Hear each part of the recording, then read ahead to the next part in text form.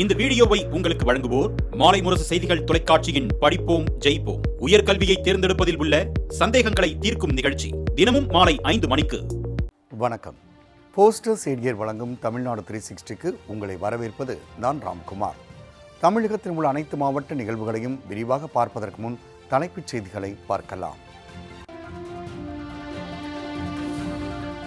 தேனி மாவட்ட ஊரக பகுதிகளில் குடிநீர் தட்டுப்பாடு. முல்லை பெரியாறு அணையில் இருந்து கூடுதலாக நீர் திறக்க வடிகால் வாரிய அதிகாரிகள் கோரிக்கை.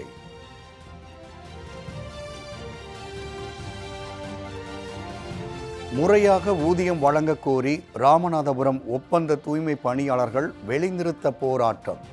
தூய்மை பணிகள் பாதிக்கப்பட்டுள்ளதால் சுகாதார சீர்கேடு நிலவும் அபாயம்.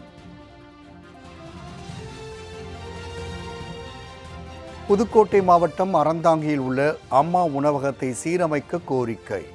பழுதடைந்த சமையல் உபகரணங்களை மாற்றி ஊழியர்களுக்கு ஊதியம் வழங்கவும் சமூக ஆர்வலர்கள் வலியுறுத்த.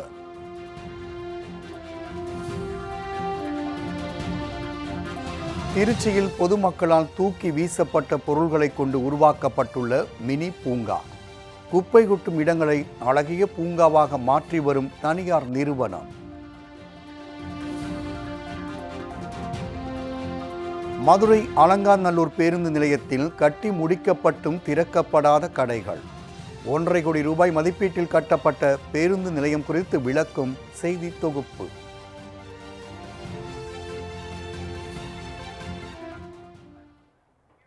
வைகை மற்றும் முல்லை பெரியாறு ஆற்றில் நீர் இருப்பு குறைந்துள்ளதால் ஊரக பகுதிகளுக்கு குடிநீர் தட்டுப்பாடு ஏற்பட்டுள்ளது பற்றி குடிநீர் வடிகால் வாரிய அதிகாரிகள் ஆற்றுப் பகுதியில் ஆய்வு மேற்கொண்டனர்.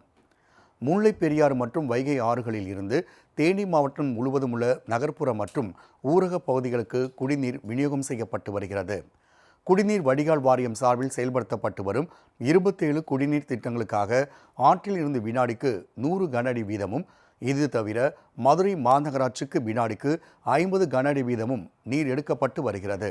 இந்நிலையில் முல்லை பெரியாறு அணையில் இருந்து வினாடிக்கு 100 கன அடி நீர் மட்டுமே திறக்கப்பட்டு வருவதால் குடிநீர் திட்டங்களுக்கு நீர் பற்றாக்குறை ஏற்பட்டுள்ளது. இதனால் ஊரக பகுதிகளுக்கு தேவையான அளவு குடிநீர் விநியோகம் செய்ய முடியாத நிலை ஏற்பட்டுள்ளது. இதனைத் தொடர்ந்து குடிநீர் வடிகால் வாரிய அதிகாரிகள் பொதுப்பணித்துறை அதிகாரிகளோடு இணைந்து குன்னூர் வைகை ஆற்றில் ஆய்வு மேற்கொண்டனர். அப்போது ஆற்றில் வரக்கூடிய நீரில் பெரும்பகுதி மதுரை மாநகர குடிநீர் தேவைக்காக எடுக்கப்படுவதால் தேனி மாவட்டத்தில் குடிநீர் தட்டுப்பாடு ஏற்பட்டிருப்பது தெரியவந்தது. இதனால் முல்லை பெரியாறு அணையிலிருந்து கூடுதல் தண்ணீரை திறக்க வேண்டும் என்று வடிகால் வாரிய அதிகாரிகள் பொதுப்பணித்துறை அதிகாரிகளிடம் கோரிக்கை வைத்தனர். இக்கோரிக்கை பரிசீலிக்கப்பட்டு உரிய நடவடிக்கை எடுக்கப்படும் என்று அதிகாரிகள் உறுதியளித்துள்ளனர்.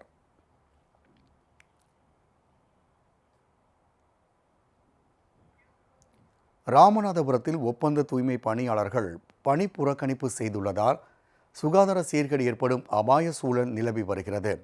ராமநாதபுரம் நகராட்சியில் 33 வார்டுகள் உள்ளன. இந்நிலையில் நகர்ப்பகுதி முழுவதும் தூய்மை பணிகளை மேற்கொள்ள எஸ்தர் நெட் என்ற தனியார் நிறுவனத்தோடு ஒப்பந்தம் செய்யப்பட்டுள்ளது.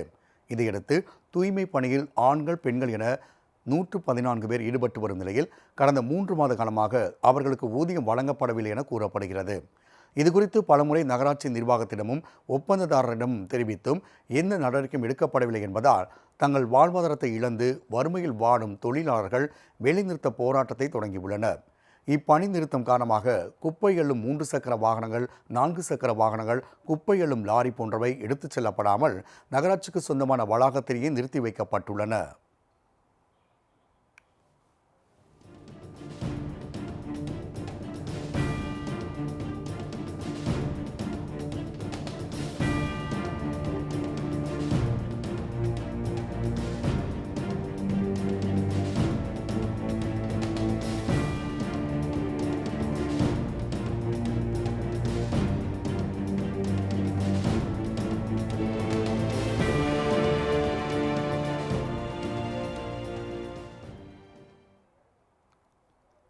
இந்நிலையில் நகர்ப்பகுதி உள்ள குப்பைகள் அப்புறப்படுத்தாமல் ஆங்காங்கே கொட்டி கிடப்பதால் துர்நாற்றம் வீசும் நிலை ஏற்பட்டுள்ளதோடு இதே நிலை நீடித்தால் பெரும் சுகாதார சீர்கேடு ஏற்பட வாய்ப்புள்ளதாக பொதுமக்கள் எச்சரித்துள்ளனர்.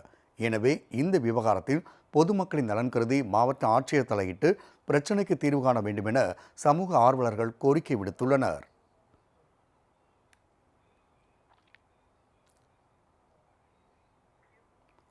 புதுக்கோட்டை மாவட்டம் அறந்தாங்கியில் உள்ள அம்மா உணவகத்தை சீரமைக்குமாறு பொதுமக்கள் கோரிக்கை விடுத்துள்ளனர்.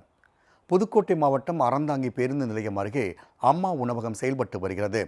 கடந்த ஒரு வருடமாக சமையலுக்கு தேவையான மளிகைப் பொருட்கள் வாங்கப்படுவதில்லை என்றும் பணிபுரியும் ஊழியர்களுக்கு சம்பளம் கூட வழங்கப்படவில்லை என்றும் கூறப்படுகிறது.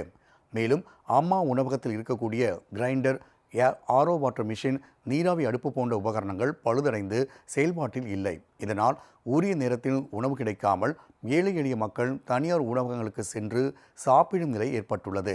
எனவே அம்மா உணவகத்திற்கு தேவையான அனைத்து வசதிகளையும் செய்து தருமாறு அறந்தாங்கி நகராட்சி நிர்வாகத்திற்கு பொதுமக்கள் கோரிக்கை விடுத்துள்ளனர். காய்கறிகள் மற்றும் அதில் பணியாற்றக்கூடிய ஊழியர்களுக்கு சம்பளம் வழங்குவதில்லை மற்றும் அதில் தண்ணீர் வாட்டர் டேங்க் சம்பந்தப்பட்ட உபகரணங்கள் பழுதடைந்தால் அதை வேலை பார்த்து தருவதில்லை. புதுக்கோட்டை மாவட்டம் அறந்தாங்கியில் பெரிய நகராட்சி பகுதியில் இயங்கக்கூடிய 1,00,000 பேர் வந்து செல்லக்கூடிய இடமாக இருந்தாலும் கூட காலை நேரம் மதிய நேரங்களில் கிட்டத்தட்ட ஒரு 700 பேர்கள் பயனடைவார்கள். அனாதற்றோர், ஆதரவற்றோர், முதியோர்கள், குழந்தைகள் அனைவரும் சாப்பிட்டு சென்றார்கள், பயனடைந்தார்கள்.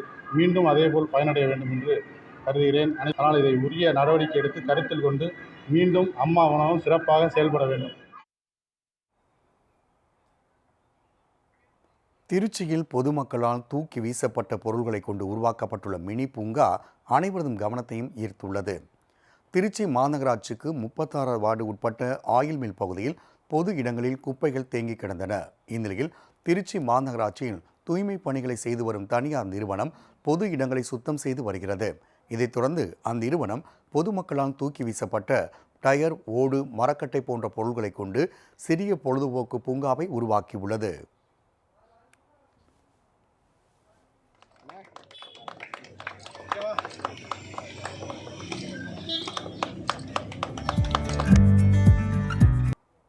இதேபோன்று திருச்சி மாநகராட்சியில் குப்பைகள் கொட்டப்படும் 59 இடங்கள் கண்டறியப்பட்டு அங்கு பொழுதுபோக்கு பூங்காக்கள் உருவாக்கப்பட்டுள்ளதாக அந்நிறுவனம் தெரிவித்துள்ளது.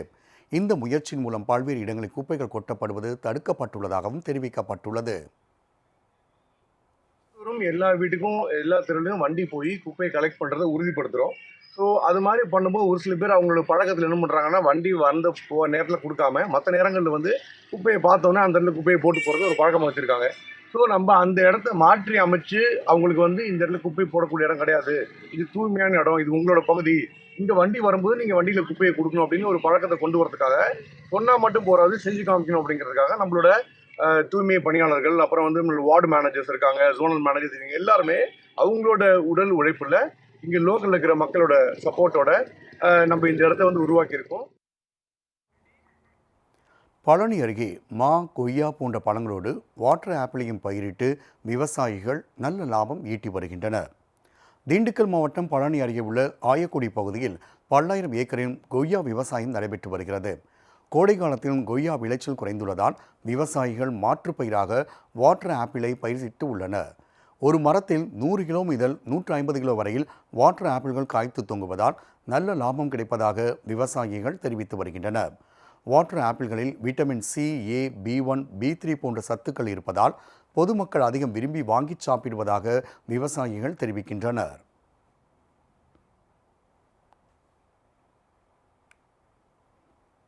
மாற்றுப்பயிரை வந்து கொய்யா, மாங்காய்க்கு பதிலாக மாற்றுப்பயிரை இந்த வாட்டர் ஆப்பிள் போட்டிருக்கேன். இந்த வாட்டர் ஆப்பிள் கோபால்னு சொல்லி ஒருத்தர் புதூர்காரர் எனக்கு கொடுத்தாரு. அவர் மூலமாக இதை நான் போட்டிருக்கேன். இதுக்கு செலவே இல்லைங்க, வெறும் தண்ணி மட்டும்தான் விடுறோம். நல்ல மகசூல் வருதுங்க. இந்த மரம் வந்து 6 வருஷம் ஆச்சு. மரம் வச்சு 5 வருஷம் 6 வருஷம் இருக்குது. ஒரு மரம் ஒன்று 3000 ரூபா வரைக்கும் வருது. இந்த மரம் நல்ல வருஷத்தில் 2 போகம் வருது. இந்த இது செலவு ரொம்ப கம்மியாக இருக்குது. கொய்யா, மாங்காயை காட்டிலும் இது செலவு கம்மி, வருமானம் அதிகமாக இருக்குது. இது நான் அளவாக போட்டிருக்கோம். சிறப்பான வருமானமுங்க. இது சாப்பிட நல்லா இருக்குது. தண்ணி காயாக இருக்குது, நல்லா சிறப்பாக இருக்குதுங்க. குடியாத்தம் அருகே வீடு இல்லாமல் கோவிலில் குடியிருந்த 70 வயது மூதாட்டிக்கு கலைஞர் கனவு இல்லம் திட்டத்தின் கீழ் வீடு வழங்குவதற்காக ஆணை வழங்கப்பட்டதால் மூதாட்டி மகிழ்ச்சியடைந்தார். வேலூர் மாவட்டம் குடியாத்தம் மற்றும் பேரணாம்பட்டு பகுதியைச் சேர்ந்த 538 பயனாளிகளுக்கு கலைஞர் கனவு இல்லம் திட்டத்தின் கீழ் வீடு கட்டுவதற்கான ஆணை வழங்கும் நிகழ்ச்சி நடைபெற்றது. இதில் வேலூர் மாவட்ட ஆட்சித்தலைவர் சுப்புலட்சுமி, குடியாத்தம் சட்டமன்ற உறுப்பினர் அமலு உள்ளிட்டோர் பங்கேற்று வீடு வழங்குவதற்கான ஆணைகளை வழங்கினர். இந்நிலையில் குடியாத்தம் அருகே சீவூர் பகுதியை சேர்ந்த கண்ணம்மாள் என்கிற 70 வயது மூதாட்டி கணவன் மற்றும் உறவுகள் இழந்த நிலையில் அப்பகுதியில் உள்ள கோவிலில் வாழ்ந்து வந்தார். அவருக்கு கலைஞர் கனவு இல்ல திட்டத்தின் கீழ் வீடு கட்டுவதற்கான ஆணையை மாவட்ட ஆட்சியர் வழங்கினார். இதனால் மகிழ்ச்சியடைந்த மூதாட்டி அரசுக்கும் ஆட்சியருக்கும் நன்றி தெரிவித்துக் கொண்டார்.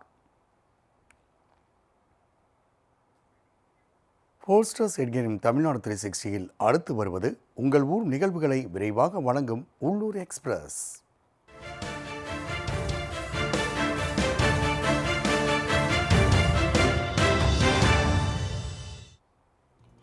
ராமநாதபுரம் மாவட்டம் பரமக்குடியில் ஓராண்டுக்கு முன் புதிதாக கட்டப்பட்ட நூலகத்தை பயன்பாட்டுக்கு கொண்டு வர பொதுமக்கள் கோரிக்கை விடுத்துள்ளனர்.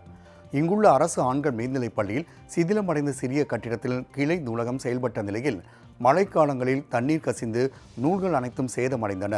இந்நிலையில் பொதுமக்களின் வேண்டுகோளுக்கு இணங்க ஓராண்டுக்கு முன் பொதுப்பணித்துறை வளாகத்தில் ரூபாய் 70 லட்சம் மதிப்பீட்டில் கட்டப்பட்ட நூலகம் இதுவரை திறக்கப்படாமல் இருக்கும் நிலையில் அதனை பயன்பாட்டுக்கு கொண்டு வந்து பழைய நூலகத்தில் சேதமடைந்து வரும் புத்தகங்களை பாதுகாக்க வேண்டும் என நூலக வாசகர்கள் கோரிக்கை விடுத்துள்ளனர்.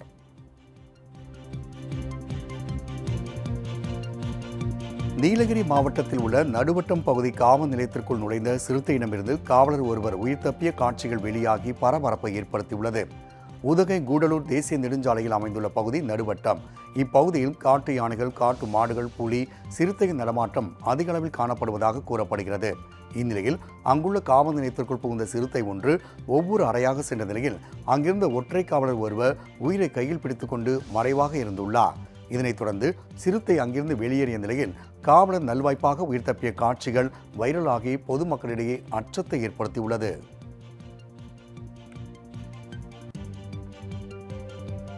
திண்டுக்கல் அபிராமி அம்மன் கோவிலில் சித்திரை திருவிழா கொடியேற்றத்தோடு தொடங்கியது. இங்குள்ள பழமை வாய்ந்த ஞானாம்பிகை உடனமர் காளகத்தீஸ்வரர் திருக்கோவிலில் சித்திரை விழாவை முன்னிட்டு கொடிமரத்திற்கு பால், தயிர், திருமஞ்சனம், சந்தனம், மஞ்சள் உள்ளிட்ட 16 வகையான பொருள்களாலும் யாகத்தில் வைக்கப்பட்ட புனித நீர் கொண்டும் அபிஷேகம் செய்யப்பட்டது.